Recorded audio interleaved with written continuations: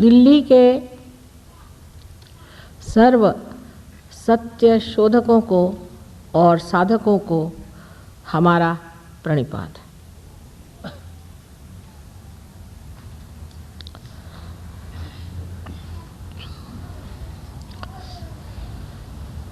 आज के जो प्रश्न मेरे सामने आए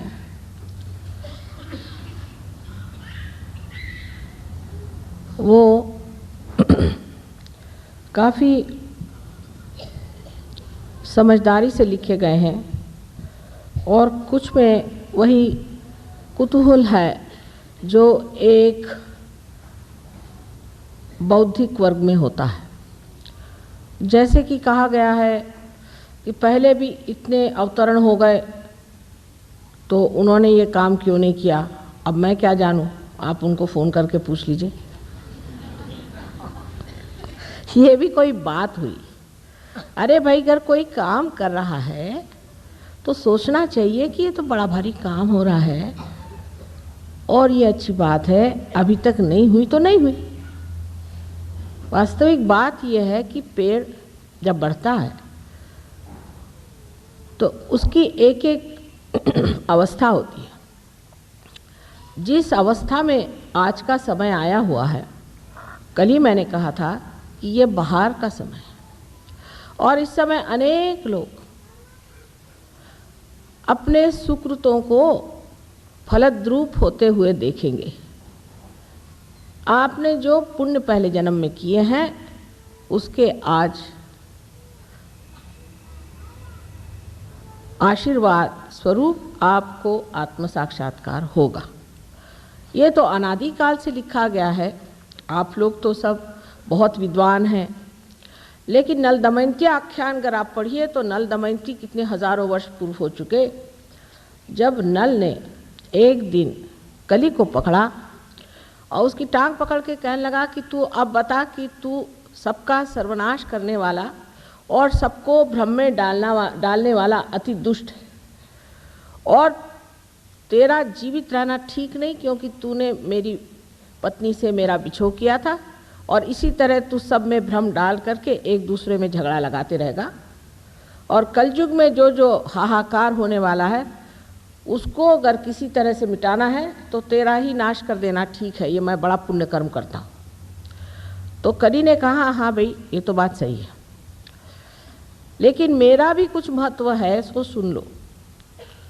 मेरा महात्म्य ये है कि जब मेरा साम्राज्य संसार में चलेगा, जब घोर कलयुग आएगा, उस वक्त ये जो दरी कंदरों में साधु लोग परमात्मा के खोज में घूम रहे हैं, ये एक सर्वसाधारण घर गृहस्थी में बैठे हुए सर्वसाधारण सामान्य लोग होंगे, लेकिन इसमें का जो असामान्य है वो आत्म साक्षात्कार इन्हें प्राप्त होगा। ऐसा सुनते ही नल ने उसे छोड़ दिया और उसकी क्षमा मांगी कि ये महात्म्य मैं तुम्हारा नहीं जानता था। ऐसे तो कुछ अवतरण जरूर कलयुग में भी हुए, लेकिन इतना घोर कलयुग कभी भी संसार में नहीं था और इतना बड़ा कार्य भी आज तक संसार में हो नहीं पाया। एक प्रश्न और आता है कि आप माँ क्यों ये सब कार्य कर रही हैं, बाप को भी कुछ काम करना चाहिए। यही कहूँगी कि सहृदयता में कहते हो कि माँ तुम कितनी परेशान रहती हो, रोज़ रोज़ तुम्हारे प्रोग्राम सुबह शाम चलते हैं। वो हो सकता है कि नाराज़ी से भी कहते हैं क्योंकि स्त्री कोई काम करे इस तरह का, ये तो बहुत ही लोगों को बुरा लगता है। लेकिन भाई, आपको पुनर्जन्म देने की बात है ना, तो किसी बाप ने तो आज तक जन्म दिया नहीं बच्चे को।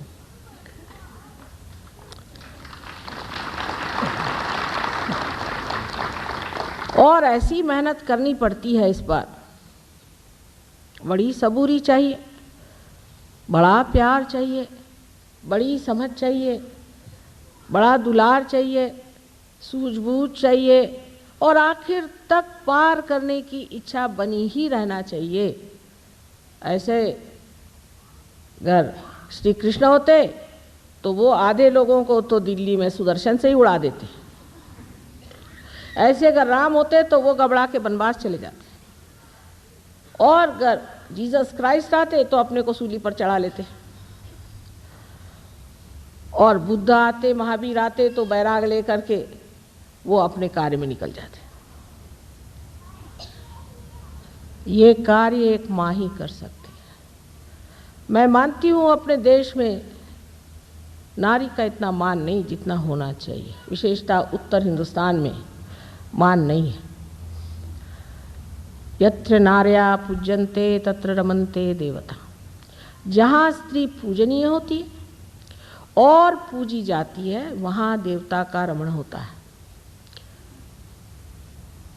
लेकिन हम लोगों के यहाँ जब औरतें मर्दाना पना करती हैं तो जितने मर्दों के गलत गुण हैं वो लेकर के इस कदर उनके तौर तरीके खराब हो जाते हैं कि मनुष्य सोच ही नहीं सकता कि कोई स्त्री माँ स्वरूप होकर के भी शुभ कार्य कर सकती है।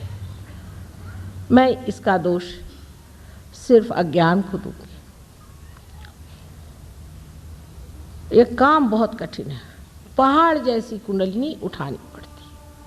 बहुत से लोगों के अंदर जो कुंडलिनी आहत एक सांप की तरह छटपटाती कि माँ मुझे किसी तरह से तुम ये शुभ कार्य करने दो, क्योंकि आप सबकी जो एक व्यक्तिगत माँ है, आपकी अपनी जो एक माँ है वो है कुंडलिनी, और छटपटाती है कि देखो मेरे बेटे ने मेरी ये हालत कर दी, मैं इसको कैसे जन्म दूं। उसको संभाल के पुचकार के संवार के जागरूक करना है,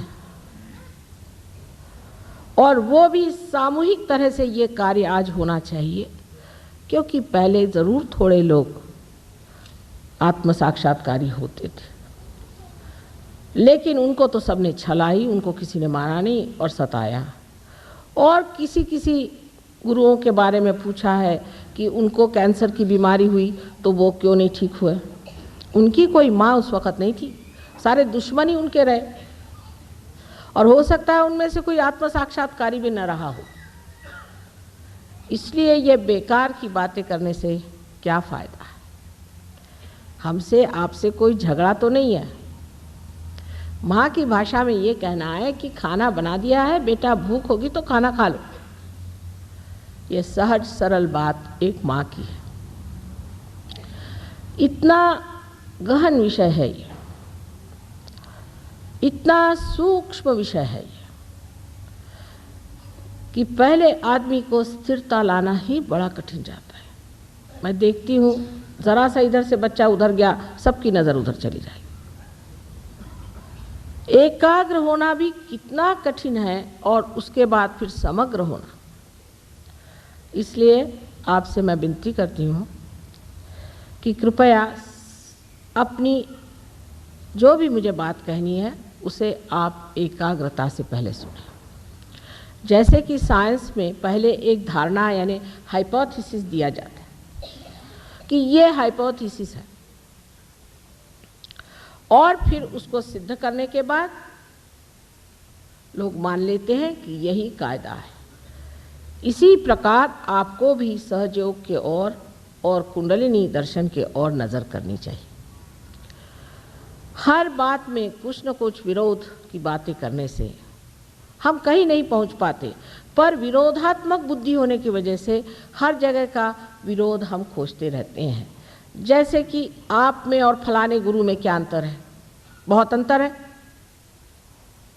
जिन गुरुओं के यहाँ सेवा की बड़ी बड़ी पेटियाँ लगी रहती हैं वो तो आपके नौकर हुए।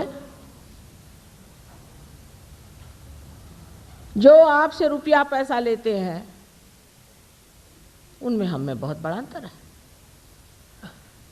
वो आपकी कुंडलिनी जागरूक नहीं करती। सिर्फ बातचीत ही बातचीत से हो जाएगा?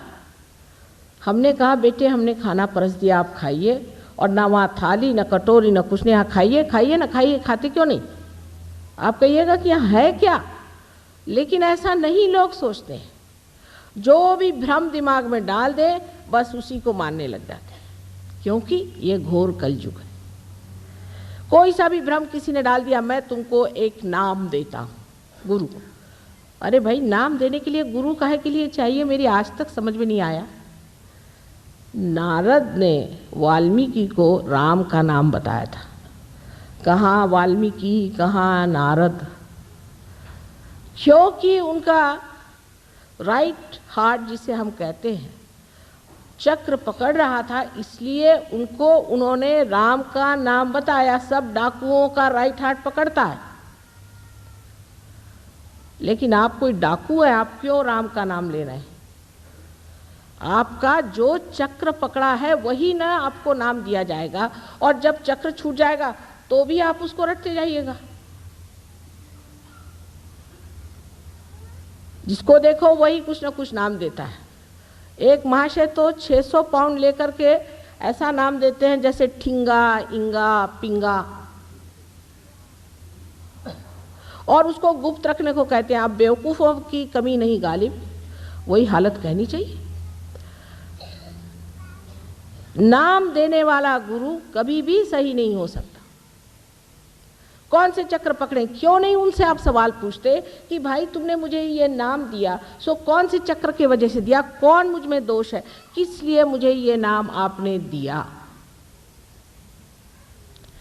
सवाल होना चाहिए। सवाल तो माँ से होते हैं, क्योंकि हमने पूरी स्वतंत्रता दे रखी है और दे रहनी चाहिए। सवाल होने चाहिए, जिससे मैं खुश होती हूँ कि बच्चों ने सवाल तो किया है। स्वतंत्रता से बैठे हुए बच्चे सवाल करते हैं, ये माँ के लिए बड़ी शान की चीज़ है। लेकिन हमने औरों से कभी सवाल नहीं पूछा। जहाँ दान की पेटी लगी हुई है, 7 मंजिल में एक न बोलने वाला महाशय बैठा हुआ, गुरुजी, सब दान में वहाँ पे रुपया डालते हो जा रहे हैं। गुरुजी कभी बोलते नहीं, एक नाम दे देते हैं। करोड़ों रुपया, लाखों रुपया उस दानों की पेटी में चला जा रहा है। भगवान जाने कौन से खो में छिपता है, वहाँ सवाल नहीं होते, क्योंकि वो मेस्मराइज कर देते हैं, मंत्रमुग्ध कर देते हैं। अपनी स्वतंत्रता में मनुष्य को ये भी सोचना चाहिए कि जिसने मुझे नाम दिया तो उससे क्या मुझे फायदा होने वाला है। अरे डॉक्टर भी जब आपसे कहता है कि मैं आपको दवा देता हूं, तो पूछता है कि भाई मुझे क्या रोग है, ये बताइए, आप किस लिए दवा दे रहे हैं मुझे?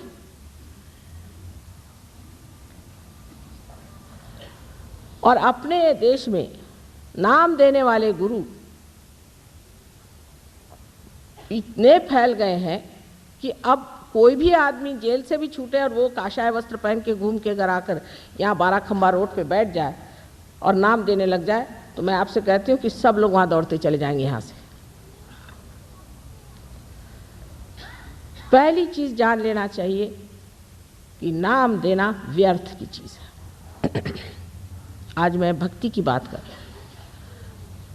अब ये हुआ कि 2 गुरु हम रख सकते हैं, कि 4 गुरु रख सकते हैं, कि 10 गुरु रख सकते हैं। बाबा कोई गुरु मत रखो, कलयुग में सदगुरु मिलना मुश्किल। मैं कहती हूँ आप ही अपने गुरु हो जाओ। हो गए, महान गुरु हो गए, उन्होंने आपका गुरु का स्थान बना लिया है, और उसी गुरु के स्थान पे आप अधिष्ठित हो जाओ, उसी पे विराजो, और आप ही गुरु बन के अपना भी और दूसरों का भी संचालन करो, उनका गाइडेंस करो। किसी को गुरु बनाने की जरूरत नहीं, इस माथे को किसी के सामने झुकाने की जरूरत नहीं। ये माथा जो है, यहाँ 11 रुद्र के 11 बड़े जबरदस्त विध्वंसकारी चक्र हैं। इसको आप जिसके उसके सामने झुकाते फिरते हो। मंदिरों में गए, वहाँ कोई पंडित जी बैठा हुआ है, बिल्कुल बेकार चोर आदमी, उसके सामने जाकर सर झुका दिया। पंडित जी बैठे हैं, पंडित जी पंडित जी पंडित जी आए, उन्होंने आपके माथे में कुमकुम लगा दिया। उसके बाद पता हुआ, बाहर आते आते चक्कर आके गिर गए। हनुमान जी ने पता नहीं क्या कर दिया हमको माँ, कि हम मंदिर में गए थे, उस दिन से आज बीमार हो गए। अरे भाई, वो हनुमान जी ने थोड़ी किया, वो बैठे हैं ना हनुमान जी के वहाँ एक।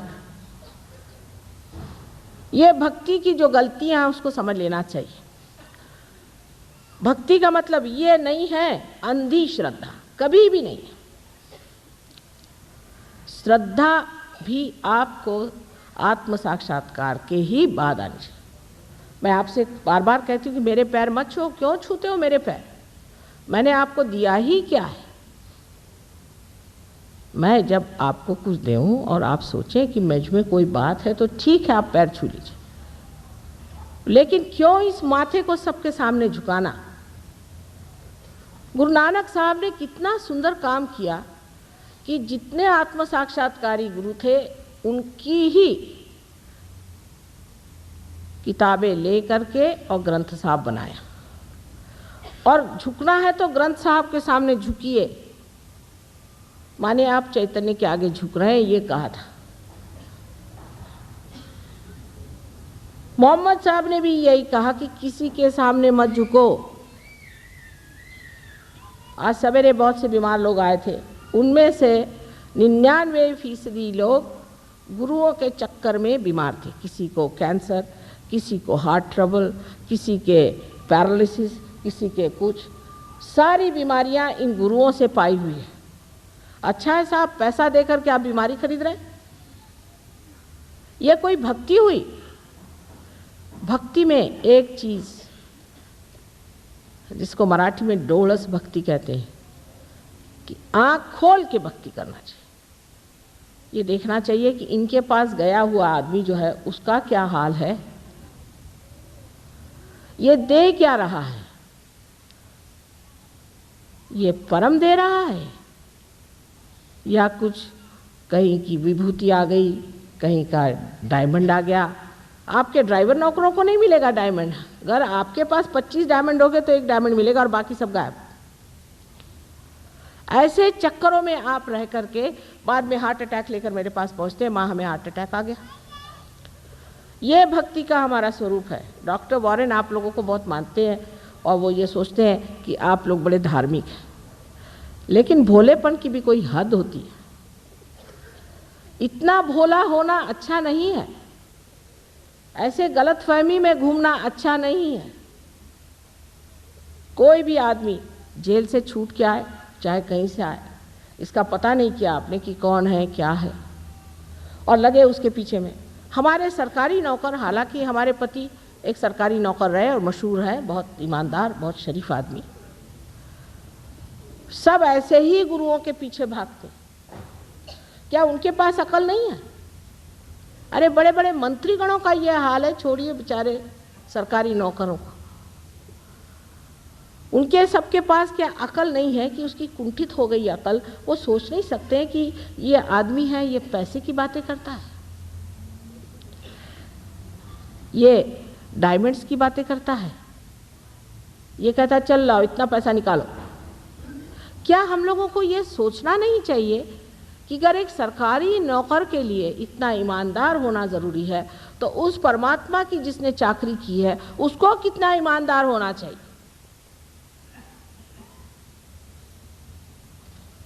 और डंके की चोट पर सबके सामने वो लोग कहते हुए भी हम तो भाई वारी वारी जावा चले उनके ऊपर रुपया उड़ाने के लिए।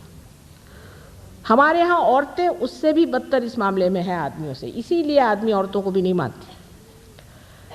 कोई गुरु बाबा जी आके बैठ गए, वो प्राइवेटली में ज़रूर औरतों से बात करेंगे। प्राइवेट क्या होता है परमात्मा के मामले? क्या परमात्मा प्राइवेट है? वो शब्द प्रकाशमान, उस परमात्मा का प्राइवेटली बात करने का कौन सा सवाल उठता है, मेरे समझ नहीं आता। और हर तरह की चीज़ें आपने सुनी होंगी, अपने मंदिरों में होती है।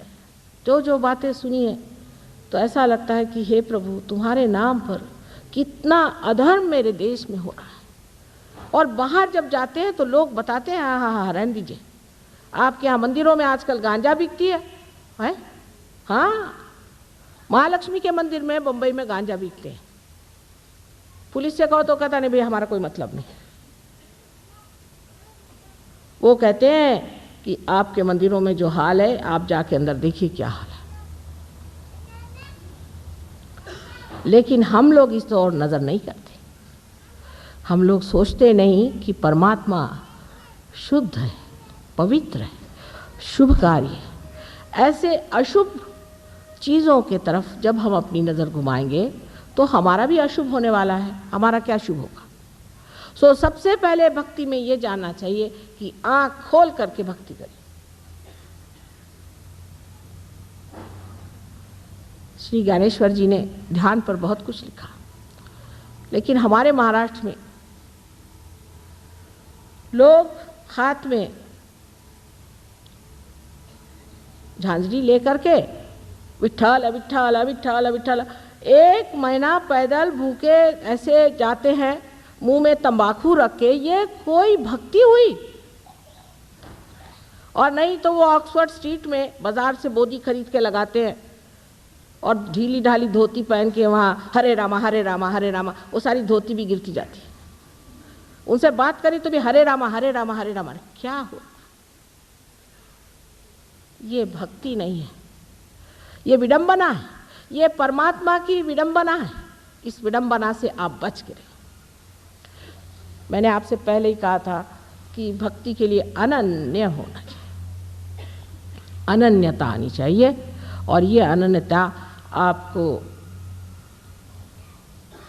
सिर्फ आत्म साक्षात्कार से प्राप्त होती है। किसी भी आदमी को आप जिस तरह से मान लेते हैं, ये बहुत बड़ी गलती हम लोग इस देश में करते हैं। जो डॉक्टर वॉरेन नहीं जानते कि हमारे यहाँ तो कोई भी बाबा जी ढाबा जी आ जाए और वो हाथी वाथी ले गया है तो और भी कह ले मैं यज्ञ करने जा रहा हूँ माता जी। मैंने कहा अच्छा फिर क्या, कम से कम 5 डब्बे का आप मुझे घी दे दीजिए। मैंने कहा जनाब मेरे यहाँ तो आधा डब्बा क्या पौन डब्बा भी नहीं घी रहता। तो अच्छा फिर कोई जेवरी दे दीजिए। मैंने कहा अच्छा मैं अपने पति से पूछ लूँ। कल आपके पति क्या करते हैं? मैंने कहा वो प्राइम मिनिस्टर के सेक्रेटरी हैं। नहीं नहीं हमें कुछ नहीं चाहिए। उठाया अपना बिस्तरा चल दिया।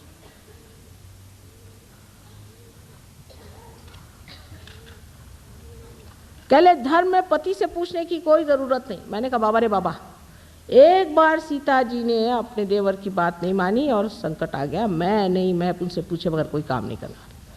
ये चीज हमारी जो अंदर एक भोलापन, जिसको कि मैं बेवकूफ़ी कहती, जो आदमी भोला होता है वो अत्यंत कुशाग्र होता है। वो जितना जानता है उतना एक चालाक नहीं जान सकता। लेकिन ये बेवकूफ़ियाँ जो हम लोग करते रहते हैं सुबह से शाम तक, ये भक्ति कभी भी नहीं हो सकती। दूसरा सवाल ये कि हमारे यहाँ सबने बताया है कि उपास करो। कुछ लोग तो ऐसे हैं कि उनसे पूछना पड़ता है कौन से दिन उपास नहीं कर रहे, उस दिन खाना खाने आइए।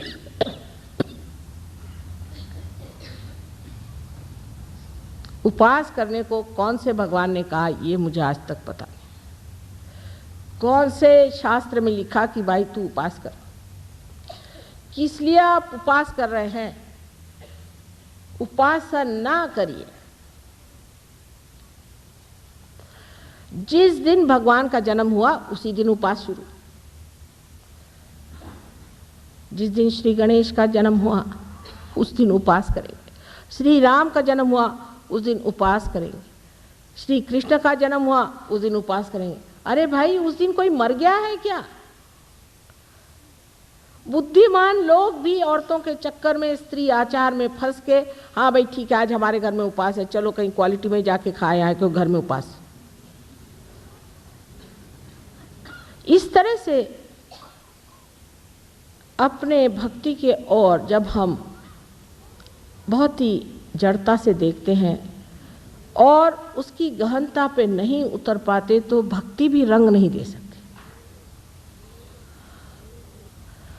इस प्रकार अनेक तरह से अनेक विध भक्तियाँ, जैसे गज़लें हैं। अब गज़लें का लिए भगवान के लिए, मैंने कहा ऐसी कैसे शराब में हो सकती गज़लें? ये तो किसी शराबी की लिखी हुई दिखाई देती है। कैसे नहीं, वो शराब पी के भगवान में रखते। अच्छा, ये तो मैंने सुना नहीं कभी।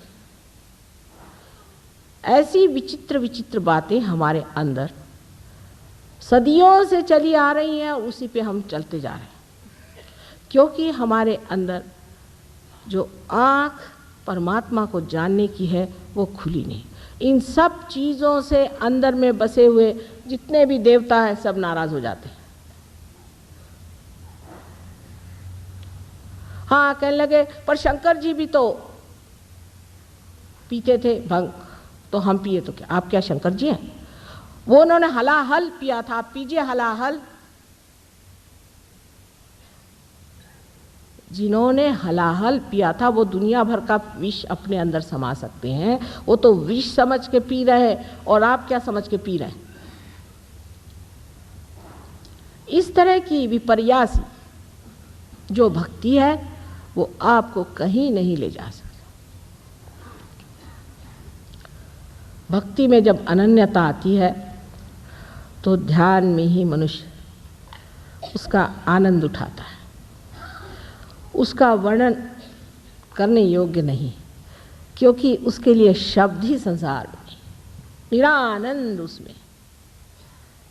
इसीलिए कहा गया है कि जब मस्त हुए फिर क्या बोले। फिर कमाल तो यह है कि सारे साधु संतों ने इन सब चीज़ों पर इतना लिखा है, तब भी हम वही काम करते। कबीरदास जी को ले लीजिए, नानक साहब को ले लीजिए, तुकाराम को ले लीजिए। अरे रामदास स्वामी ने तो ऐसी ऐसी, क्योंकि मराठी में गालियाँ नहीं हैं, तो मन से ही गालियाँ बना बना करके ऐसी गालियाँ बकी है, मन से ही अपने, ऐसी उसका कोई अर्थ लगता नहीं है। ऐसे साधुओं को, ढोंगी लोगों को उन्होंने कहा महिषा मर्दिला चंदने, एक भैंस को लाया और उसको चंदन से मल दिया और लगे उसकी पूजा करने भक्त लोग। और जब भैंस ने लात मारी तो कहने लगे कि गुरुजी आपकी कृपा हो गई कि आपने हमें लात मारी। माने उस वक्त भी ये होता होगा शिवाजी के ज़माने में। तो इस प्रकार हमारे भक्ति ने इस तरह का विचित्र रूप धारण कर लिया है कि लोगों को बिल्कुल ही विश्वास नहीं आता कि ये ढकोसलेबाजी है या क्या है। एक तरह से आप लोग जो करते हैं वो, मैं नहीं कहती कि ढकोसला है, मैं ये नहीं कहती, आप शायद विश्वास करके ही करते होंगे, लेकिन ये विश्वास आपने गलत चीज़ पे कर लिया और उस गलत चीज़ को आपने अपना लिया है, जो आपको बिल्कुल गलत पथ पे ले जाता है। अब दूसरा यहाँ जो मैं देखती हूँ कि सरकारी दिल्ली शहर में तांत्रिकों का भी बड़ा राज्य चल पड़ा है। कुछ तो भाग खड़े हुए हैं, पर कुछ है अभी यहाँ काफ़ी। अब ये तांत्रिक लोग हमारे भारतीय लोगों में एक नई जो विशेष व्यवस्था आई हुई है उसकी पूर्ति करते हैं। हम लोग किसी को ऊंचा उठते हुए देख नहीं सकते, कोई गया कि उसकी टांग खींचनी चाहिए। तांत्रिक इसके लिए बहुत अच्छे हैं। एक कहावत है या एक कहानी है समझ लीजिए कि कहीं से बिच्छुओं का बड़ा भारी एक प्रदर्शन करना था। हर जगह से बिच्छू गए और भारतवर्ष से भी स्पेशल बिच्छू वहाँ पहुँचे। जिस वक्त में उन्होंने देखा कि एक जो मर्तबान है उसके अंदर ढक्कन ही नहीं। वो कहा भाई इसमें ढक्कन ही, बिच्छू आके सबको काटेंगे। कह ले हो ही नहीं सकता, ये भारतवर्ष से आए हैं। एक बिच्छू ऊपर आएगा, दूसरा उसको फौरन खींच लेगा। और इसलिए तांत्रिक हमको बहुत सुहाते हैं कि तांत्रिक यहाँ गए और तांत्रिक से कहा भाई देखो वो एक आदमी है, उसको ज़रा ठिकाने लगा दो। आपको पता है ये तांत्रिक लोग क्या है? ये राक्षसी विद्या है, आसुरी विद्या है। ये बहुत ऐसी विद्या है जो सारे देश को खा जाएगी। एक तांत्रिक आपको घर में आने दीजिए, 7 जन्म तक आप सुख नहीं भोग सकते। इनकी छाया तक अपने तक मत आने दीजिए। थोड़ा सा भी काम वो कर देंगे गंदा, लेकिन ये जो गंदगी छोड़ जाएंगे ये 7 जन्म तक नहीं छूटने वाली, मैं आपसे बता रही। हमारे यहाँ एक लंदन में डॉक्टर आए, वो कहा कि साहब मैंने तो काम करना छोड़ दिया, मेरी हालत ख़राब है, मैं क्या करूँ? तो मैंने कहा क्या तुम किसी तांत्रिक के पास गए थे? कहले नहीं मैं तो कहीं नहीं गया था। मेरा ऐसा कहने मेरे एकदम कार्पण्य आ गया, मैं कुछ नहीं कर सकता, मैं तो एकदम पागल हो गया हूँ, मैं तो नौकरी छोड़ रहा हूँ, बीवी बच्चे सब। तो मैंने कहा कहाँ तुमको ये बीमारी लग गई? नहीं, कहले मेरे बाबा जाते थे एक तांत्रिक के यहाँ, वो आते थे हमारे घर। मैंने कहा देखा, अरे भाई अभी तक 4 जन्म और चलेगा ही। परमात्मा के नाम पे तंत्र करना परमात्मा का सरासर अपमान, और इस चीज़ में आप लोग मेहरबानी से कभी भी पाँव मत डालिएगा। भक्ति होती है जो कि आत्म साक्षात्कारी होती है। तुकाराम ने कहा है कि मैं तो वैसे अणु रेणु से भी छोटा हूं, लेकिन आकाश कितना बड़ा। सो कैसे? जब ये अणु रेणु आकाशी में मिल गया तब मैं कहाँ रह गया? अनन्य। इनकी भक्ति पढ़िए। बिरहा के गीत गाने वाले लोगों के पास सिवाय रुलाने के और कुछ नहीं। मिलन के गीत पढ़िए। जो मिलन के गीत गाते हैं वही आपको बताएंगे कि आत्म साक्षात्कार चीज क्या होती है। पाँचों पच्चीसों पकड़ बुलाऊं, एक ही डोर उड़ाऊं। कितनी अधिकार की वाणी है, अथॉरिटी कितनी है इसके अंदर। जो आत्म साक्षात्कारी होता है वो अथॉरिटी से बोलता है, उसकी अथॉरिटी होती है, उसका अपना अधिकार होता है सब्जेक्ट पर। वो नहीं कि हाँ भाई कोई वो वोट लेने थोड़ी आता है आपसे। हाँ भाई तुम जो भी करो ठीक है, वो भी ठीक है, वो भी अच्छे हैं, वो भी भले हैं। नहीं, जो बुरा है सो बुरा है, जो अच्छा है सो अच्छा है। यह अधिकार की वाणी जहां आपको दिखाई दे, समझ लेना चाहिए कि आत्म साक्षात्कारी खड़ा हुआ है। ईसा मसीह को देख लीजिए कि जिनका सिवाय पवित्रता के सिवाय और उनके अंग में कुछ नहीं था, साक्षात ओंकार सो। उनका एक वेश्या से क्या संबंध? लेकिन जब एक वेश्या को लोगों ने पत्थर से मारना शुरू कर दिया तो सामने आके खड़े हो गए, कह ले अच्छा तुम में से जिसने पाप नहीं किया मुझे पत्थर मारो। किसी की हिम्मत नहीं हुई। ये जो अधिकार वाणी से जो आपको परमात्मा के गीत सुनाते हैं उनको मानिए। ये आपकी भक्ति जो कृष्ण ने कही है कि भक्ति मार्ग से भी और कर्म मार्ग से भी मनुष्य परमात्मा के पास आ सकता है, वो इस वजह से कि दोनों से जब वो ये समझ ले कि इससे परे कोई चीज़ है तभी वो ज्ञान को प्राप्त हो सकता है। ज्ञान को प्राप्त होने का मतलब ये नहीं कि कोई पंडित हो जाए। आपको आज ही एक केस बताऊं कि एक देवी जी मेरे पास आई तो उन्होंने कहा कि माँ देखो मेरी माता जी ने एक महाशय जी को, वो गुरुद्वारे जाते थे, उसको देखा और उसकी परीक्षा ली तो वो ग्रंथ साहब वगैरह खूब अच्छे से जानते हैं, गुरुद्वारे में जाते रहते हैं, ये वो करते हैं। उसका कि ठीक है, उसने कहा मैं तुम्हारी लड़की से शादी करता हूँ, मेरी शादी करा दी। उसकी पहली एक बीवी है, बच्चे हैं, रोज़ लड़कियाँ लेके आता है, किसी की मोटर बना के लाता है, सबको बेवकूफ़ बनाता है, मेरे माँ से भी पैसा ले लिया और सारा उसको रट गया है। अखंड पाठ वगैरह करता होगा तो वो बड़ा अच्छा आदमी उनको लगा। ये ज्ञान नहीं होता है, ये ज्ञान नहीं। ज्ञान आपके नसों में महसूस होना चाहिए। इससे आपको जानना चाहिए कि ये शक्ति जो सारे ऋतु बदलती है, जो सारे जीवंत कार्य करते हैं, वो शक्ति हमारे चारों ओर है। जब भक्ति और कर्म का मेल होता है, ऐसा कहा गया है, तभी ज्ञान प्राप्त होता है। कि जब आप भक्ति को कर्म में इस्तेमाल करते हैं, पर अपने ऐसा नहीं, जो भक्ति वाले भक्ति वाले, कर्म वाले वो कर्म वाले। आज आपने भक्ति करी, श्री राम की भक्ति करी, ठीक है, लेकिन आपको ये भी देखना चाहिए कि जब हम श्री राम की भक्ति कर रहे हैं तो उसके साथ हमारे कर्म कैसे हैं? क्या हम श्री राम जैसे हैं? मर्यादा पुरुषोत्तम जैसे हम हैं क्या? हम वाचा से, मन से, बुद्धि से, कर्म से हम क्या श्री रामचंद्र जी जैसे हैं? अगर नहीं है हम तो हमारा मेल नहीं बैठा। अब सहयोग में दो नाड़ियाँ जो बताई गई, ईड़ा और पिंगला, इनका मेल जब सर में होता है तो इनसे भक्ति से, या जिसे कहते हैं सुसंस्कारों से या कुसंस्कारों से, जो कार्य हम करते हैं उससे हमारे अंदर जो संस्था तैयार होती उसे आप मन कह लीजिए। और कार्य में जो हम अपने को व्यस्त करते हैं उससे जो संस्था तैयार होती है उसे आप अहंकार कह लीजिए। अहंकार और प्रत्यहंकार दोनों ही हमारे सर में जाकर जब मिल जाते हैं तब इस तालु भाग में आप देखिए कि तालु भाग में कैल्सिफिकेशन हो जाता है।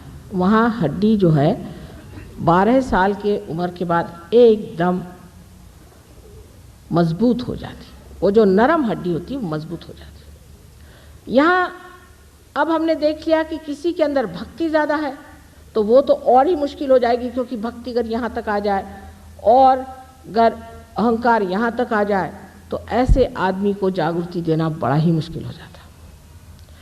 लेकिन धर्म तभी होता है जब मनुष्य जिसकी भक्ति करता है उसके जैसा हो जाता है, उसके जैसे कर्म करता है। तो एक साहब हमें मिले, मैंने कहा कि आप श्री राम के भक्त हैं, आपने अपनी पत्नी क्यों छोड़ दिया? श्री राम ने भी तो पत्नी को छोड़ा था। अच्छा, और जो उसके पीछे रोते रोते घूमते घूमते लंका जी गए थे उसका क्या हुआ? वहाँ तक हम नहीं जा सकते।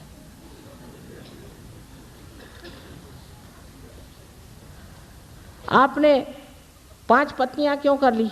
श्री कृष्ण ने भी तो की थी, लेकिन वो तो योगेश्वर थे, उन पे तो कोई चीज़ छाती नहीं थी। तो हम तो उनको मानते हैं, तो हम तो इस मामले में उनको मानते हैं साहब। वो बात अच्छी करी उन्होंने, 5 बीवियां कर ली।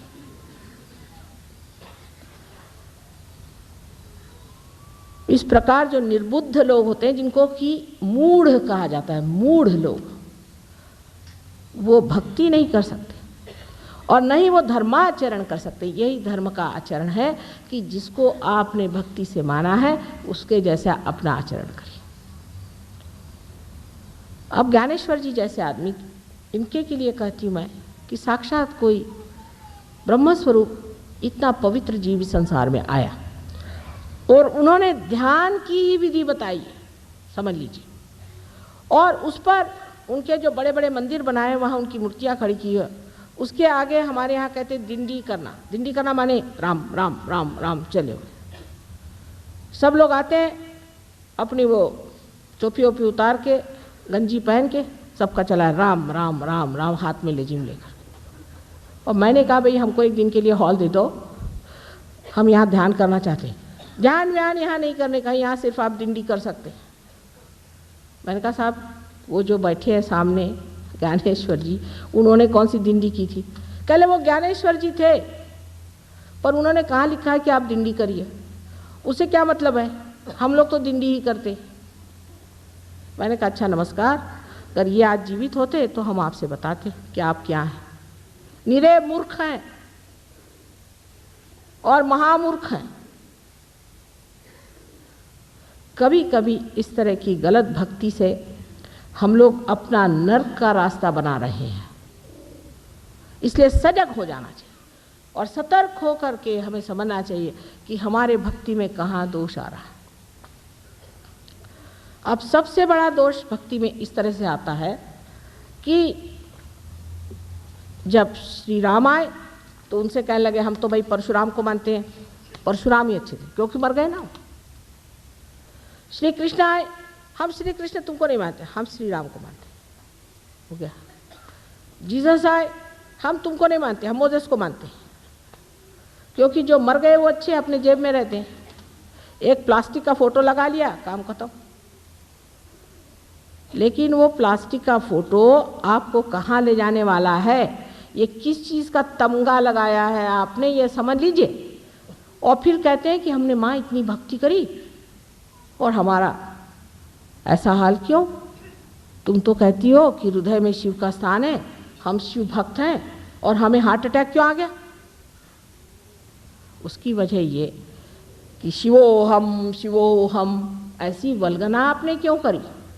क्या आप शिव हो गए? क्या आपने आत्म साक्षात्कार पाया? मैं आत्मा हूँ ऐसे चिल्लाने से वो शिव भी आपसे नाराज हो गए। राम राम राम राम कहने से रामचंद्र जी कहते बाप रे बाप, इससे बचाए रखो, ये तो हद हो गई। जिसकी आप उपासना करते हैं वही चक्र आपका पकड़ जाता है। आश्चर्य की बात है। और उसी से हम पूछते हैं क्या आप शिव को मानते हैं? माता जी आपने कैसे पहचान लिया? अरे भाई जैसे भी पहचान, तुम्हारे चक्रों से पहचान रही हूं मैं, कोई इसमें विशेष ज्ञान की जरूरत नहीं है।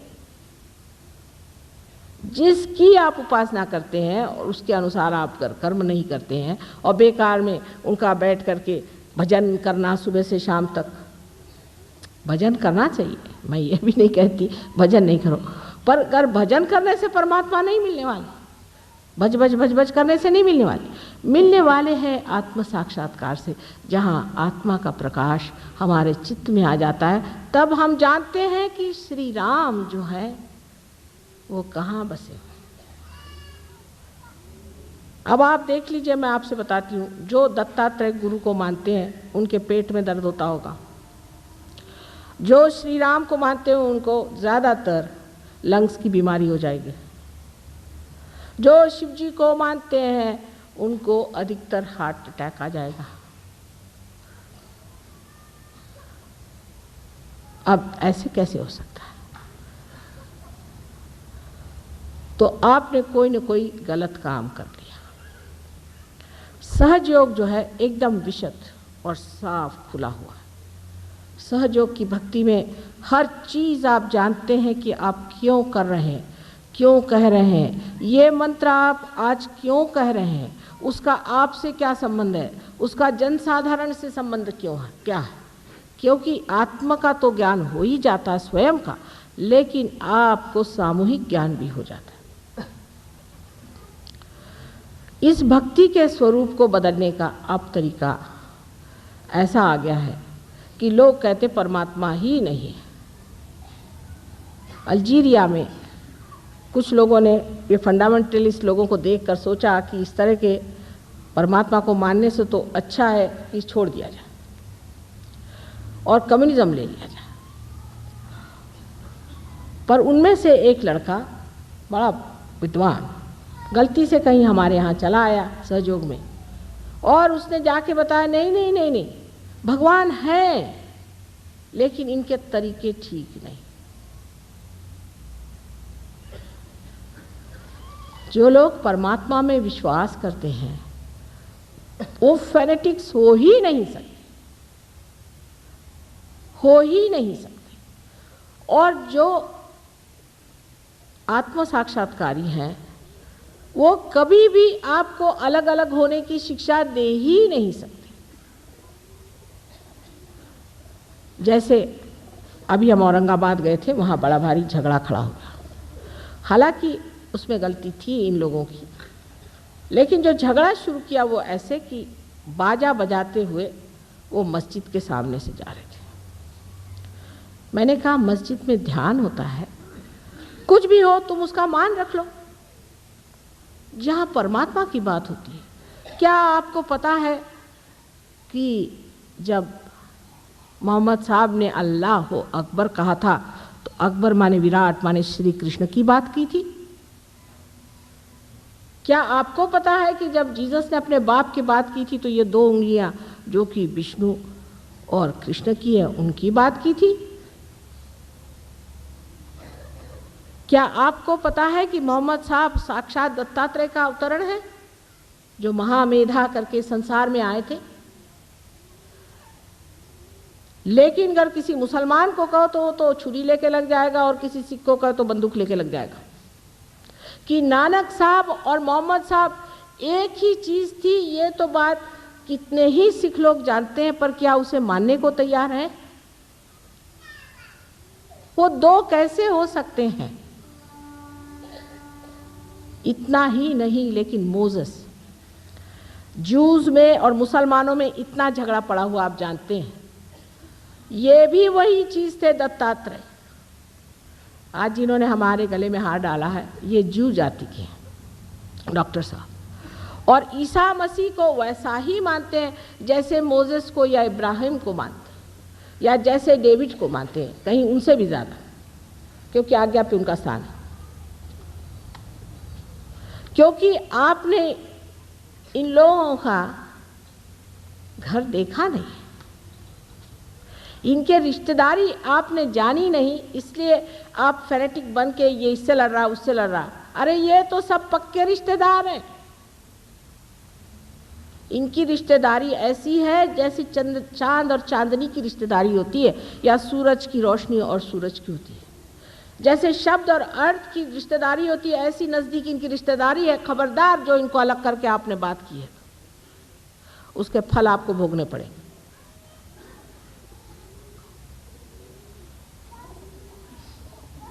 जो इन लोगों ने कार्य करे हैं उसको भी लोग संशयित दृष्टि से देखते हैं कि मोहम्मद साहब के ज़माने में इतना युद्ध, इतने गधे लोग थे वो, अब वो क्या बताया जाए। मोहम्मद साहब को तक उन्होंने जहर पिलाया था। उस वक्त उन्होंने ये सोचा कि औरतें इतनी ज़्यादा हैं और आदमी इतने कम हैं, तो विवाह संस्था को विशेष रूप देने के लिए विवाहित ही औरत होनी चाहिए और उससे शादी कर लेनी चाहिए। अगर आज पुरुषों की संख्या अगर बहुत बढ़ जाए, तो अपने यहाँ दक्षिण में हुआ है ऐसे कि एक स्त्री का विवाह 4 आदमियों से कर देते थे कि विवाह की संस्था बनी रहे, क्योंकि विवाह एक सामूहिक सैंक्शन है। वो ज़माना बीत गया, अब उसके कर रहे हैं। जो शरीयत की बात कर रहे हैं, आपको शायद पता नहीं होगा कि ये मोजेस ने बनाया था उस वक्त जबकि जूस ने अधम से अधम, जिसको डिकेडेंस कहते हैं, वो करना शुरू कर दिया। तब उन्होंने बनाया था। अगर बाइबल में आप इर्मया नाम का चैप्टर पढ़े तो उसमें साफ लिखी है शरीयत क्या चीज़ है। जो मोजेस ने बनाई थी जूस के लिए, उसको चला कौन रहे? तो मुसलमान, क्योंकि 5 इंजिल की किताबें जो है वो इन्होंने लगा रखी। वही 5 इंजिल ईसाई इस्तेमाल करते हैं, वही 5 इंजिल जूस इस्तेमाल करते हैं, वही 5 इंजिल मुसलमान भी इस्तेमाल करते हैं। लेकिन जिसके लिए बनाया था वो थे जूस, तब तो मुसलमानों का पता भी नहीं था। और अब उस शरीयत को कौन मान रहे हैं? तो मुसलमान। ऐसे ही हमारे हिंदुओं के तरीके बड़े अजीबो गरीब हैं। एक तो मैंने कहा कि अब हिंदू शब्द ही निकाल सकते हैं तो निकाल दीजिए, क्योंकि तो अलेक्जेंडर ने अपने को हिंदू कहा। हम लोग तो भारतीय हैं। अलेक्जेंडर जब सिंधु नदी पे आया तो इन लोगों को कुछ कुछ शब्द बोलने नहीं आते। हिंदू को उसने सिंधु कह दिया, सिंधु को उसने हिंदू कह दिया, और सब लोग हिंदू के इधर रहने वाले लोग सब हिंदू हो गए।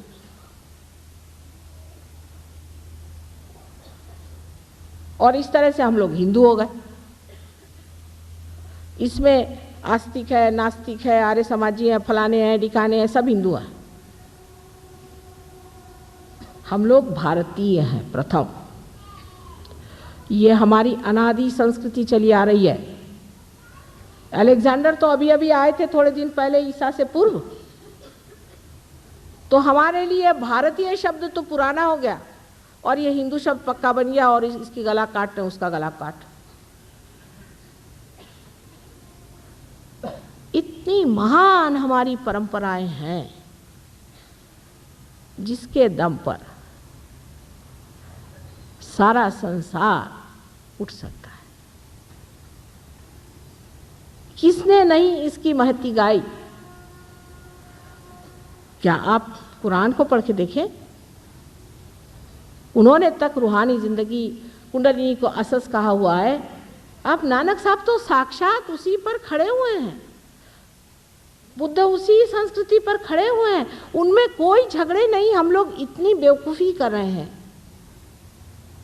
वो तो सब एक बैठे हुए हैं वहाँ, और यहाँ इंसान ने उनके नाम पर, आप वैसे मारिए काटिए, वो तो आदत है हम लोगों की, पर कम से कम परमात्मा के नाम पे मत करिए। ये गलत फहमी हमारे अंदर है। अब तो भी जान लीजिए, एक ही जिंदगी ये है बहुत ज़रूरी, और ये समय ज़रूरी है। इस वक्त जान लीजिए कि इस वक्त अगर पार नहीं हुए, गए फिर आप। नानक साहब ने क्या कहा था? कहे नानक बिन आपा चीने, मिटे न भ्रम की काई।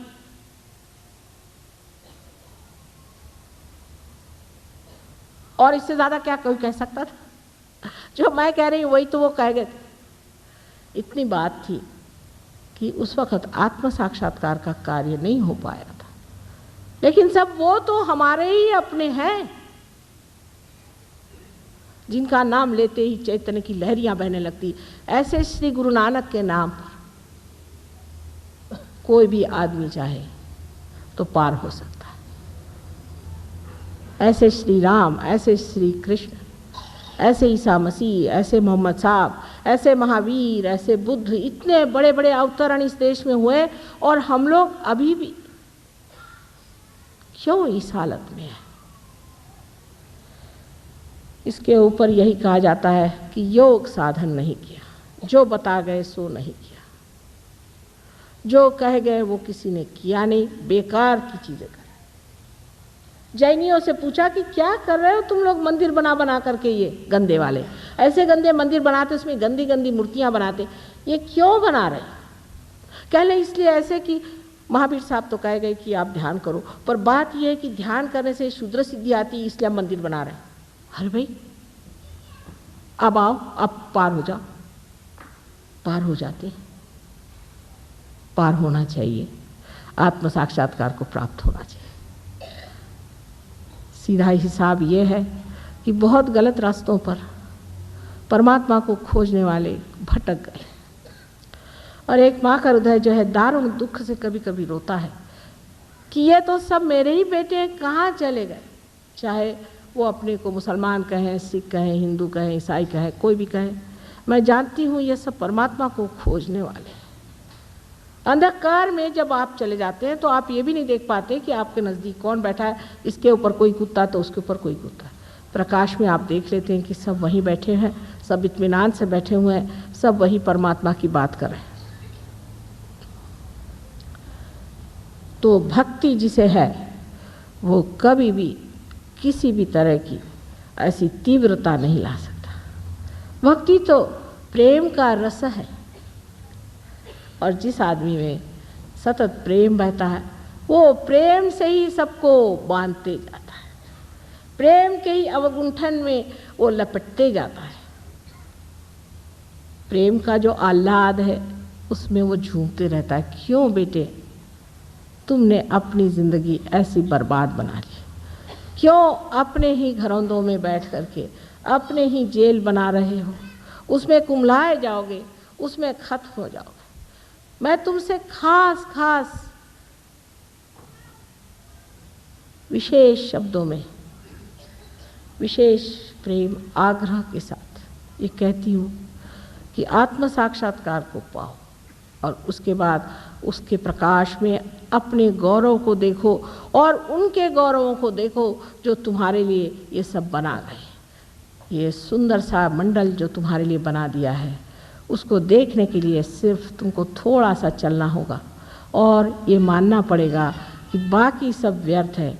सूरदास जी ने जैसे कहा था कि सब सुरसागर लिखने के बाद कहते हैं कि सूरदास की सभी अविद्या दूर करो नंदलाल। इसी प्रकार निरपेक्ष होकर के, एक बच्चों जैसे होकर के आप आत्म साक्षात्कार को प्राप्त होइए। ये भक्ति का फल है, ये कर्म का फल है, जो कि आप ज्ञानमय हो जाते हैं।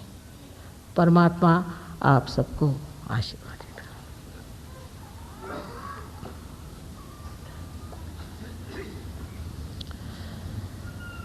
आज फिर से हम आत्म साक्षात्कार की व्यवस्था सोचेंगे, और आशा है आप लोग फिर से जैसे कल बहुत अधिक मात्रा में पार हो गए थे उसी तरह से फिर हो जाएंगे। आज भी बहुत लोगों के मन में प्रश्न उठे होंगे। विषय मैंने बहुत सहज सरल तरीके से आपके सामने रखा है। सिर्फ ये जान के कि माँ बहुत आर्त और अत्यंत करुणा से भरी हुई है, और इसीलिए वो बार बार कहती है कि बेटे आत्म साक्षात्कार को प्राप्त हो जा। कोई मेरी बात का बुरा नहीं मानना कृपया, और अगर कोई आपको प्रश्न हो तो फिर से आप पूछ लीजिए, जिसका मैं ज़रूर उत्तर दूँगी। एक प्रश्न था कि क्या सहयोग से बीमारियां ठीक हो जाती हैं? हो जाती हैं। जब कुंडलिनी जागरण होता है, मैं कल इस पर बताऊंगी, तो आपकी बीमारियां ठीक हो जाती हैं। अनेक बीमारियां ठीक हो जाती हैं, हो भी गई, लेकिन हम बीमारी ठीक नहीं करते, हम कुंडलिनी का जागरण करते हैं। जब कुंडलिनी का जागरण होता है तो उससे आपकी बीमारी ठीक हो जाती है, आपकी कुंडलिनी आपको ठीक कर देती है। इसलिए जो लोग अपनी बीमारी भी ठीक करना चाहते हैं, उनकी भी कुंडलिनी जागृत होनी चाहिए। एक प्रश्न था कि क्या स्वस्थ लोगों को ही कुंडलिनी का जागरण होता है? सो बात नहीं, स्व में स्थित करने के लिए ही कुंडलिनी का जागरण है। जैसे भी हो, जो भी हालत, जो भी अवस्था हो, कुंडलिनी का जागरण करना ही है और होगा। ऐसे विश्वास के साथ आप बैठे, अपने प्रति कोई भी न्यून भावना न रखें। आपको मैंने अपना बेटा माना हुआ है, बेटी माना हुआ है, और उसी के बूते पर ये सोचती हूँ कि आपको सबको आत्म साक्षात्कार प्राप्त होना है। किसी भी तरह से अपने लिए न्यून भावना न रखें, किसी तरह से अपने को नीचा न गिराए। कोई भी माँ को अगर दुख देना हो तो ये कहा जाता है कि मैं बेकार हूँ, मैं बर्बाद हूँ, तो फिर माँ रोने लग जाती है। सो माँ को प्रसन्न करने के लिए एक ही बात जान लेनी चाहिए कि आप सब परमात्मा के मंदिर हैं। मेरे पे विश्वास करें, इतने बात का मेरे ऊपर विश्वास करें कि आप सब परमात्मा के मंदिर हैं। कोशिश करनी है, मेहनत करनी है, सो करेंगे। जो आपकी माँ को प्रसव वेदना हुई थी और तकलीफ़ हुई थी, वो आपने उठाई नहीं थी। एक साहब कहते कि मेरे सर में से 5 बॉम्ब जैसे फूटे। अब पता नहीं कौन से गुरुओं के पास इन्होंने बॉम्ब भरे हुए थे। अभी ये तो नया ही सुना मैंने। हाँ, गर्मी शर्मी तो बहुत आती है। और एक साहब ऐसे थे कि वो मेरे सामने दोनों पैर करके बैठ गए। तो मैंने कहा, इन लोगों ने कहा कि भाई कम से कम माँ की तरफ पैर करके नहीं बैठते। तो उनका नहीं, मेरी कुंडलिनी जागृत हो गई। जब मैं गोद डाल के बैठता हूँ तो मैं मेंढक जैसे कूदता हूँ। तो मैंने कहा कि ये कैसे कहले? मेरे गुरु ने ये कहा है कि जब तुम्हारी कुंडलिनी जागृत होती तुम मेंढक जैसे कूदते हो। मैं कहा कहाँ? वो किताब ला के दिखाई साहब, विष्णु तीर्थ उन गुरु का नाम, कि आपकी जब कुंडलिनी जागृत होती तो आप मेंढक जैसे कूदते हैं। मैंने कहा हे भगवान, क्या अब आप मेंढक होने वाले हैं कि बिच्छू की सांप? हद हो गई। फिर उनको उतारा, उनका मेंढकपना उतारा, इंसान बनाया और उसके बाद उनको भी पार करा दिया।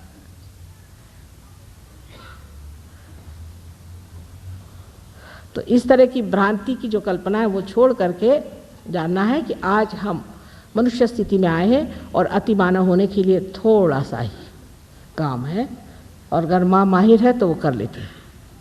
फिर किसी ने पूछा है कि माँ आप कौन है? सो मुझे कहना, मैं जो हूँ सो हूँ, आप इसको पहचानें। मैं कुछ नहीं कहने वाली कि मैं कौन हूँ, डॉक्टर साहब ने बताया, लेकिन मैं आपको नहीं बताने वाली। आप मुझे कहीं सूली उली पे चढ़ा दे तो काम कौन करेगा?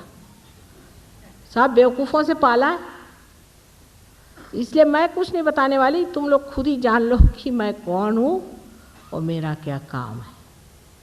धीरे धीरे सब समझ जाओ, लेकिन शुरू में अपने ही को जान लो तो बहुत है। ठीक है? बहुत से प्रश्न जितने मेरे से बन पड़े सबके उत्तर हो गए, और भी अगर कोई प्रश्न रह गया हो तो आप लिख के दे दीजिए, कल फिर उनका उत्तर मैं दे दूँ।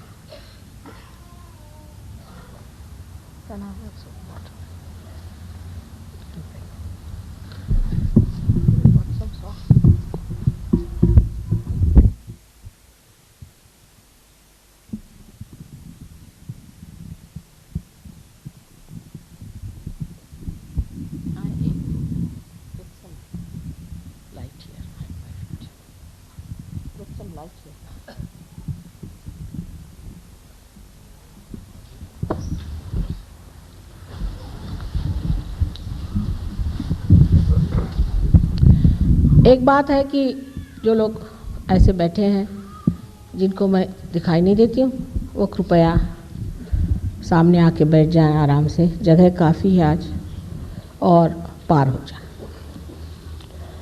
कोई भी बीच में उठ के न जाए, जिनको जाना है चले जाएं। ये ज़बरदस्ती से होने नहीं वाला, बड़ी मेहनत की चीज़ है। और ऊपर से आप ज़बरदस्ती करें, कोई अगर आदमी कहे कि मैं मगर के पीठ पे बैठा रहता हूँ तो उसको नाव में कैसा खींचा जाएगा। इसलिए कोई पे ज़बरदस्ती नहीं हो सकती, समझदारी से ये मांगना होता है।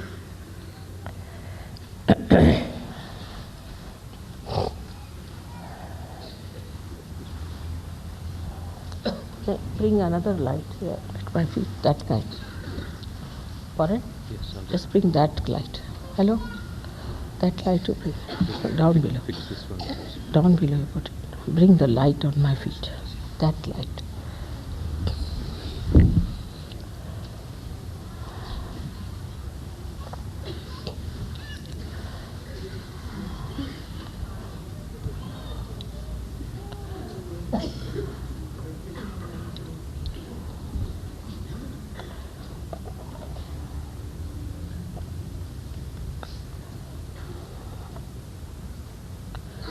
हाँ, अब आपको आराम से बैठना है, बिल्कुल आराम से, इत्मीनान से बैठिए। सहजासन जिसे कहते हैं, मतलब ये कि दोनों पांव एक के ऊपर चढ़ाए न जाए,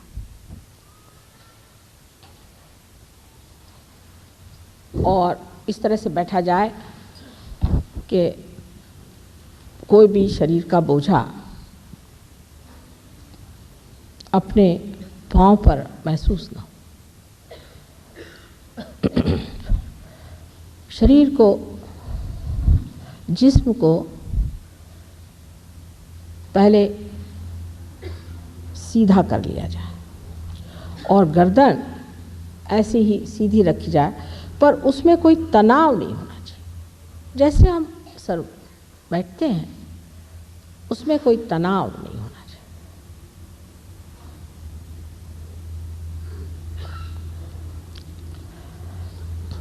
अब दोनों हाथ इस तरह से आप अपनी गोद में आराम से रख लीजिए। जैसे मैंने कल बताया था, ये 5, 6 और 7 चक्र हमारे ईड़ा नाड़ी के हैं, जो हमारी इच्छा शक्ति है, और ये 5, 6 और 7 ये चक्र हमारी पिंगला नाड़ी के हैं, जो हमारी कार्य शक्ति है। दोनों के मेल से जो तैयार होते हैं वो हैं चक्र, और इनके बीच जो नाड़ी दौड़ती है वो सुषुम्ना नाड़ी है।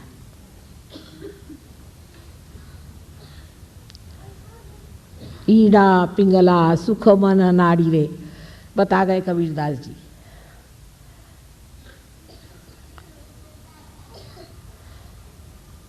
अब इन दोनों हाथों में एक हाथ जो है वो इच्छा शक्ति का है, इसलिए आप मेरे और करे हुए, और दूसरा हाथ जो है वो क्रिया शक्ति का है, इसलिए उसको हम इस्तेमाल करेंगे और जानेंगे कि कुंडलिनी का जागरण कैसे करना चाहिए।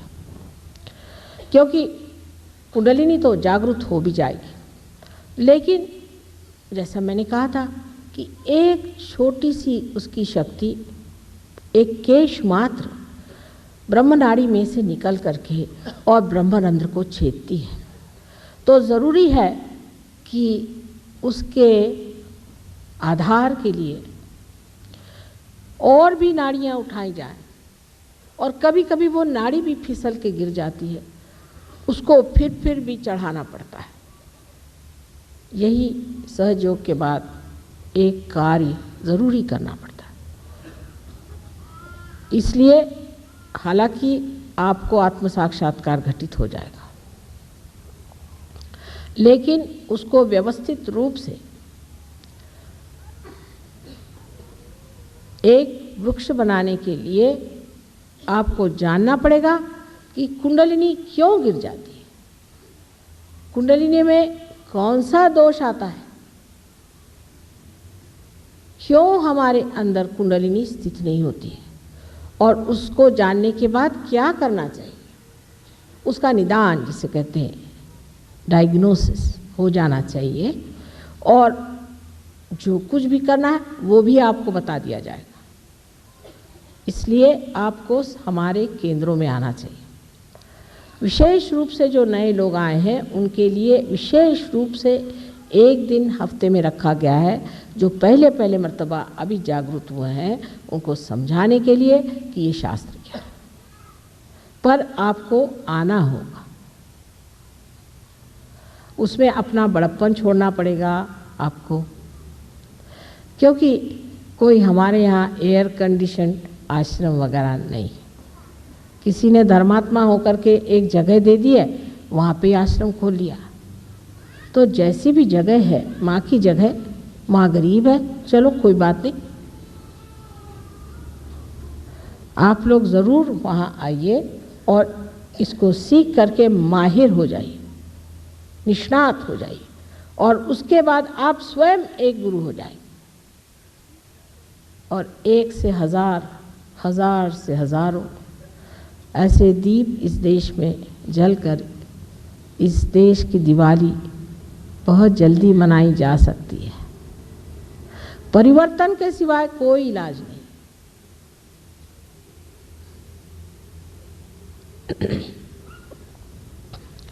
अब आप इस हाथ को, जैसे मैं बताऊंगी बाद में, अपने हृदय पे रखना होगा। इसको दाहिना हाथ हिंदी में कहते हैं, व्हाट डू यू से इन पंजाबी? आई डोंट, पंजाबी में सज्जा हाथ, सज्जा हाथ इज अ बेटर वर्ड। सज्जा हाथ ये कार्य शक्ति करता है। मैंने पहले पंजाबी जानती थी, अब भूल गई। सज्जा, सज्जे हाथ को आपको इस्तेमाल करना है, और लेफ्ट हैंड जो है पूरी समय इसी तरह से रखना है, और पूरा काम भी लेफ्ट साइड में ही करने का है। बस इतना याद रखें। पहले हृदय में रखना हाथ, उसके बाद पेट के ऊपरी हिस्से में, वो भी बाईं ओर, बाईं को क्या कहते हैं, बायां, बायां कहते, खब्बा, खब्बा, खब्बी ओर, खब्बे और उसके नीचे भी, पेट के नीचे के हिस्से में भी खब्बे ओर, बाईं ओर, लेफ्ट साइड। फिर इसको ऊपर फिर ले आना, फिर हृदय पे रखना। अब ये विशुद्धि चक्र जो है इसकी लेफ्ट साइड में, ये समझ लेना चाहिए, हाथ इधर से नहीं जाना है, सामने से यूं यहाँ पर इस तरह से दबा करके पकड़ा जाए। ये विशुद्धि चक्र। उसके बाद माथे पर इस तरह से आड़ा हाथ रखने का, दबा लेना है। यह आज्ञा चक्र की सामने की खिड़की है, और आज्ञा चक्र की पीछे की खिड़की जो है वो पीछे में जो ये सर का हिस्सा है उस पर बोझा डाल के सर को थोड़ा ऊपर उठा लेना है। उसके बाद हाथ का तलुआ, उसको बहुत ज़ोर से इस तरह से फैलाकर इसके बीचों बीच, तलवे के बीचों बीच की जगह जो है वो बराबर आपके तालू के ऊपर जमा कर रखिए, और ऐसे ही उंगलियां ऊपर करके दबा के उसे आपको 7 बार घुमाना है। बस इतना काम। ध्यान के बीच में आँख नहीं खोलना है, आँख खोलना नहीं, ध्यान के बीच में आँख बंद रखें, क्योंकि चित्त है वो आँख के खोलने से थोड़ा बाहर की ओर जाता है, क्योंकि यहाँ मेस्मरिज्म तो है नहीं। जैसे समझ लीजिए चित्त ये है, इसमें से कुंडलिनी इस तरह से पहले ऊपर चढ़ती तो चित्त अंदर की तरफ खिंचता चला जाता है, और जब वो ब्रह्मरंध्र में जा कर के भेदन करती है तब इसी चित्त में उसका प्रकाश फैलने लग जाता है। लेकिन ब्रह्मरंध्र के ऊपर सदाशिव का स्थान माना जाता है, परमात्मा का स्थान, निराकार का स्थान माना जाता है।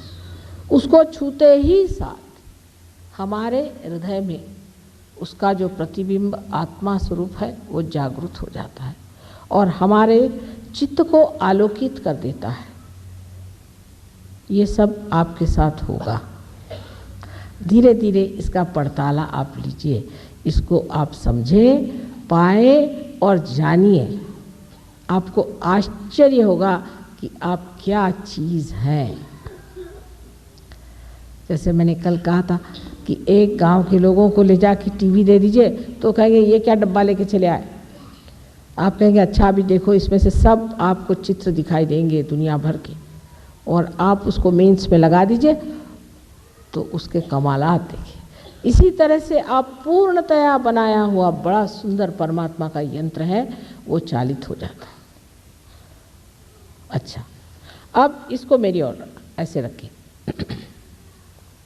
अपनी तरफ प्रसन्न चित्त रहे, अपने को माफ़ करें, अपने को बुरा भला न कहें। कोई भी चीज़ ऐसी नहीं होनी चाहिए जिससे आप में, अपने आत्मविश्वास में कोई त्रुटि आ जाए, कोई दोष आ जाए। अब अपना राइट हैंड आप हृदय पे रखें और आंख बंद कर लें। जो लोग कुर्सियों पे बैठे हैं वो जूता उतार लें। इस वक्त आंख बंद कर लें। चश्मा वगैरह उतार लेना अच्छा है क्योंकि आँखों को भी इससे फ़ायदा होता है। अब यहाँ पर हाथ रख के, हृदय पे हाथ रख के एक सवाल मुझसे पूछा जाए। श्री माता जी, क्या मैं आत्मा हूँ? जैसे कंप्यूटर से सवाल पूछते हैं, इस तरह से आप सवाल पूछ रहे हैं। क्या मैं आत्मा हूँ? 3 बार सवाल पूछें।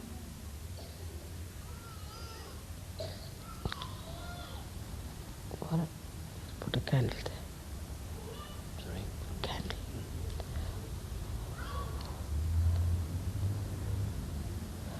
In that.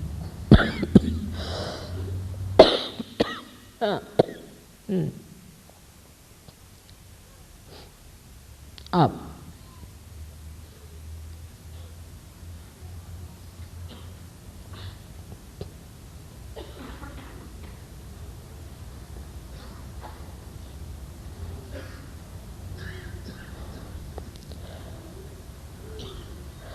अब दूसरा सवाल इसी के साथ जुटा हुआ है। अगर आप आत्मा हैं तो आप स्वयं के गुरु भी हैं। तो इस खब्बे हाथ को, सच्चे हाथ को, राइट हैंड को आप पेट के ऊपरी हिस्से में बाईं ओर रखें। सज्जा हाथ।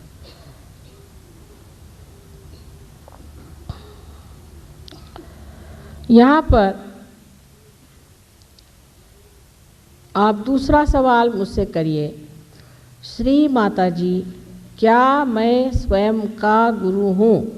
श्री माता जी, क्या मैं स्वयं का गुरु हूँ? सवाल करिए जो आप हैं, लेकिन सवाल करिए।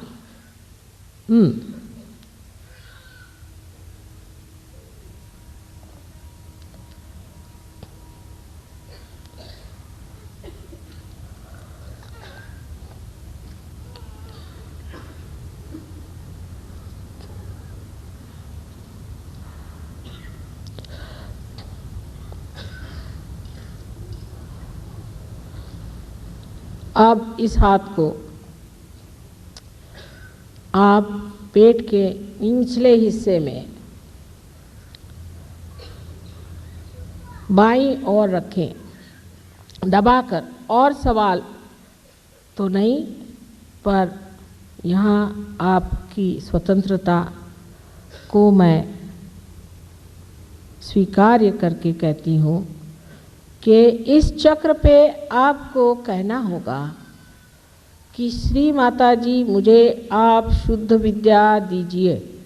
ये चक्र परमात्मा के कायदा कानून और उनके सारे टेक्निक का केंद्र है। वो सब ज्ञान शुद्ध विद्या कहलाता है। इसलिए कृपया आप लोग नम्रतापूर्वक 6 मर्तबा कहिए, क्योंकि यहाँ 6 पंखुड़ियाँ हैं स्वादिष्ठान चक्र की। श्री माता जी मुझे आप कृपया शुद्ध विद्या दीजिए, क्योंकि ज़बरदस्ती नहीं हो सकती।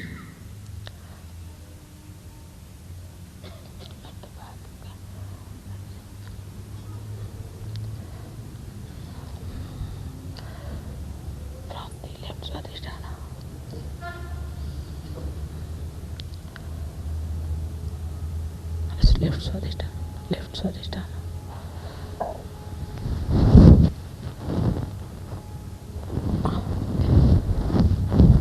अब आप इस हाथ को, राइट हैंड को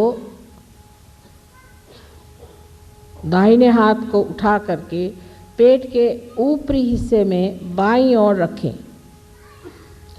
यहाँ पर गुरु तत्व का चक्र है जहाँ आपको विराजना है। कुंडलिनी का जागरण शुरू होने पर भी अगर ये चक्र खुल न जाए तो कुंडलिनी आगे बढ़ नहीं सकती, अग्रसर नहीं हो सकती। इसलिए यहाँ पर आपको पूर्ण विश्वास के साथ ये कहना चाहिए, श्री माता जी मैं स्वयं का गुरु हूँ। माँ मैं स्वयं का गुरु हूँ। ये 10 मर्तबा कहना होगा, क्योंकि 10 गुरु तत्व हैं।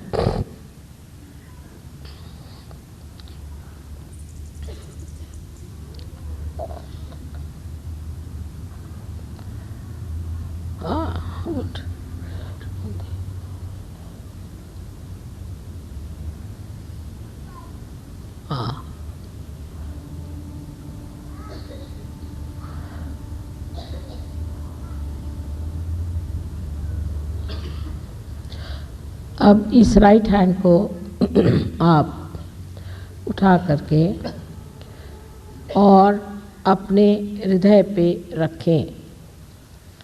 हृदय पे रखें। हृदय में श्री आत्मा का स्थान है। यहाँ पूर्ण विश्वास के साथ आप कहिए, श्री माता जी मैं आत्मा हूँ। श्री माता जी मैं केवल आत्मा हूँ।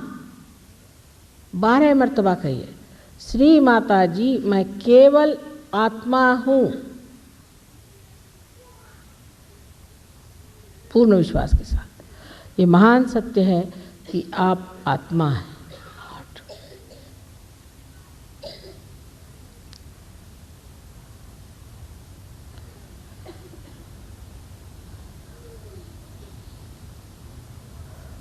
Between heart and Vishuddhi, left Vishuddhi.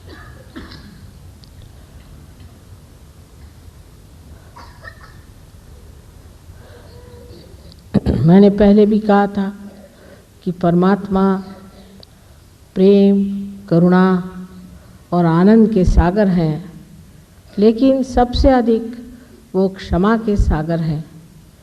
इसलिए हम ऐसी कोई सी भी गलती नहीं कर सकते जो वो अपने उदार हृदय से हमारी क्षमा न करते। उनके क्षमा की शक्ति पर पूर्ण विश्वास रखें और आप अपना दाहिना हाथ कंधा और सर के बीच में जो त्रिकोण है, कोण है, उस कोण पर ज़ोर से दबाकर पकड़िए जैसे मैंने दिखाया था, और यहाँ पर पूर्ण विश्वास के साथ कहिए, श्री माता जी मैं बिल्कुल निर्दोष हूँ। Mother I am not guilty. मैं बिल्कुल निर्दोष निर्मल हूँ। पूर्ण विश्वास के साथ 16 मर्तबा कहिए। ये श्री कृष्ण का चक्र है।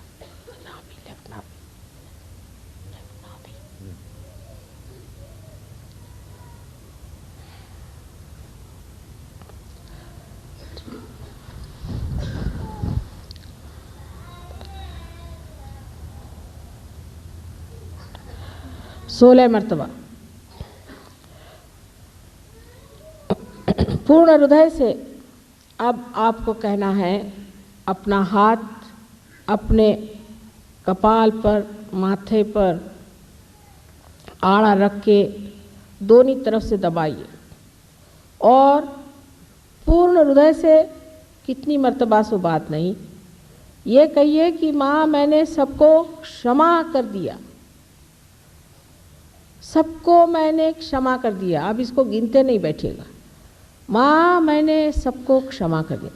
सर के ऊपर नहीं, मैंने कहा कपाल पर, जहाँ हम बिंदी लगाते हैं, जहाँ हम बिंदी लगाते हैं। माँ मैंने सबको क्षमा कर दिया। ये कहते वक्त आपको गिनने की ज़रूरत नहीं।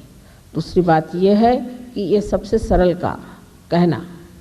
ऐसे तो हम किसी को भी क्षमा करें या न करें, कुछ करते तो है नहीं, लेकिन अगर इस भ्रम में रहे कि हमने क्षमा नहीं करी तो हम दूसरों के हाथ बिक जाते। इसलिए कृपया कहिए कि माँ मैंने सबको क्षमा कर दिया। पूर्ण हृदय से कह दें। अब आपका हाथ आप पीछे की ओर सर पे ले जाएं, सर के ऊपर नहीं, पीछे, जिस पर थोड़ा बोझा देकर सर को ऊपर उठा लें। यहाँ पर आपको अपने समाधान के लिए ये कहना चाहिए कि अगर प्रभु मुझसे कोई गलती हो गई हो तो आप क्षमा कर दीजिए, कृपया मुझे आप क्षमा कर दीजिए। पर किसी तरह से भी अपने दोष देखने की ज़रूरत नहीं या अपने को किसी तरह से गिराने की ज़रूरत नहीं। मुझे प्रभु आप क्षमा कर दीजिए अगर मुझसे कोई गलती हो गई हो, इस प्रकार कहना मात्र है। कृपया जानिए कि इसमें अपने को नीचे न गिराना।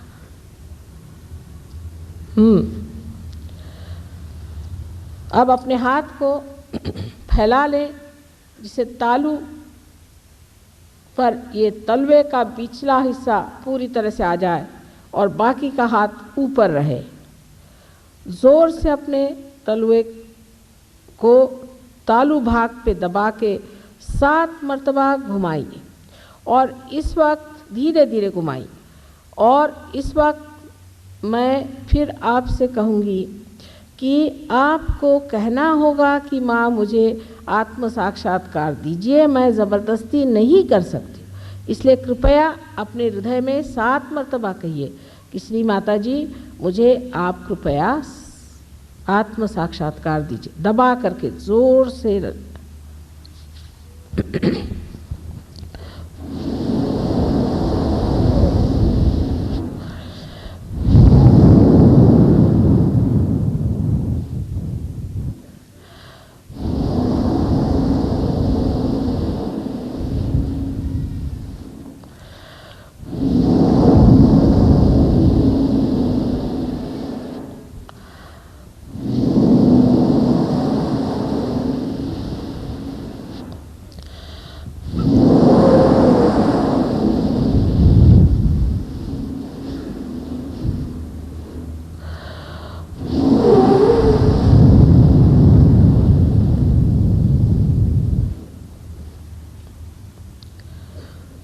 अब इस हाथ को नीचे ले लीजिए, धीरे धीरे अपनी आंखें खोलें, बहुत धीरे धीरे देखिए मेरी ओर। कोई विचार आपके मन में आ रहा है? क्या आप निर्विचार हो गए? मेरी ओर कोई भी विचार न करते हुए क्या आप देख पाते हैं?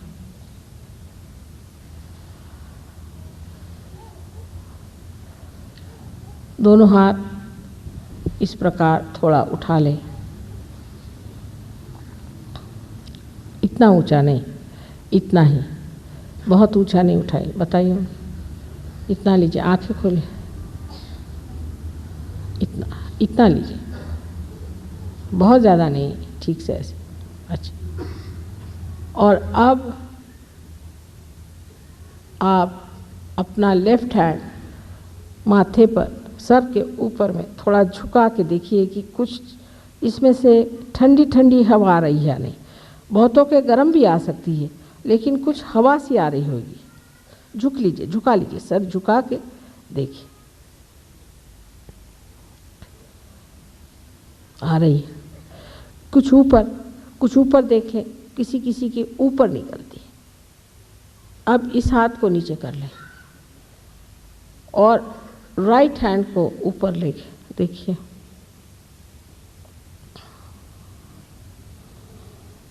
कि क्या यहाँ पर ठंडी ठंडी हवा आ रही।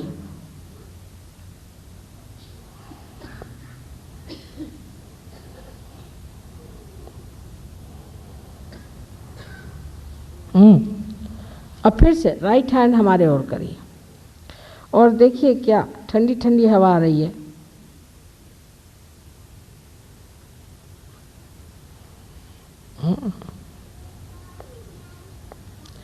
अब दोनों हाथ आकाश की ओर और गर्दन पीछे करके पूछिए कि क्या माँ ये ब्रह्म शक्ति है? क्या माँ ये प्रभु की सर्वव्यापी प्रेम शक्ति है? क्या माँ यही ऋतंभरा प्रज्ञा है? 3 बार कोई सा भी ऐसा प्रश्न आप करें। अब गर्दन नीचे कर लें, हाथ नीचे करें। अब देखिए आपके हाथ में ठंडक आ रही, आ गई। सर में ठंडक आ रही थी, शांति लग रही है अंदर।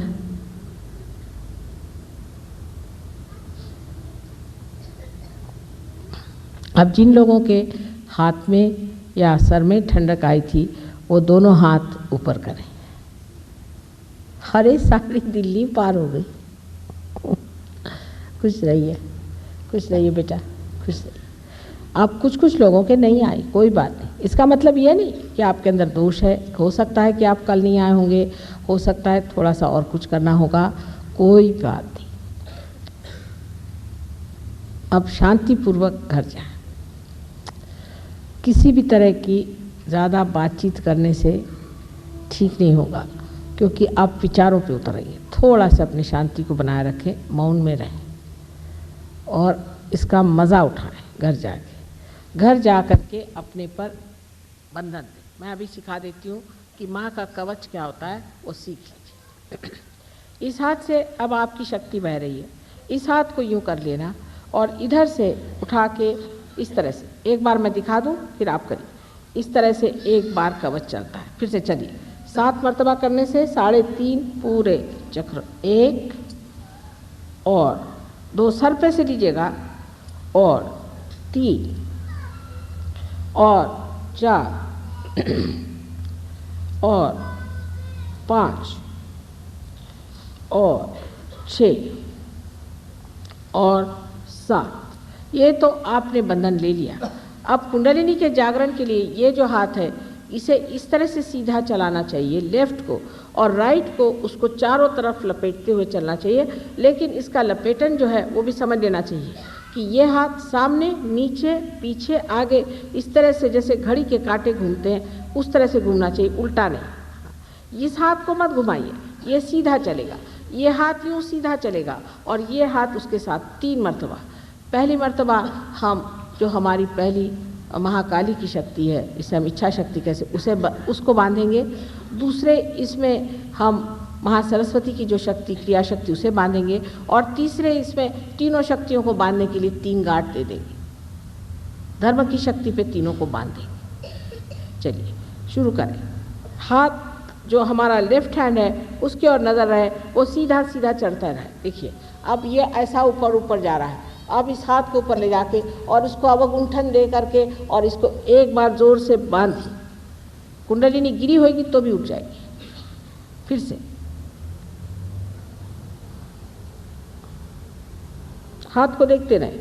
अब चलिए ऊपर में आइए। अब देखिए कितने जल्दी हाथ उठ गया। अब एक दूसरा अवगुंठन महासरस्वती के इसमें 2, अब तीसरा अवगुंठन, तीनों महाकाली, महालक्ष्मी, महासरस्वती, तीनों के अंदर 1। चलिए अब हाथ सर ऊपर में इस तरह से 1 और ये 2 और तीसरी नीर गार्ड जिसे कहते हैं, तो इस हाथ से यूं।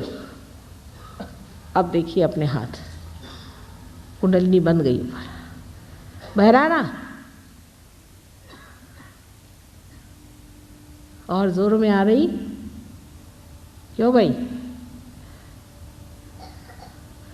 वो हाल है कि अब मस्त हुए फिर क्या बोले। हमारे पाँव वाँव छूने की कोई गरज नहीं है। जब आप लोग खूब माहिर हो जाएंगे फिर छूना पैर। अभी तो ऐसी कोई अवस्था नहीं आई, कुछ दिया भी नहीं। जब कुछ क्षेम मिलेगा फिर पैर छूना चाहिए।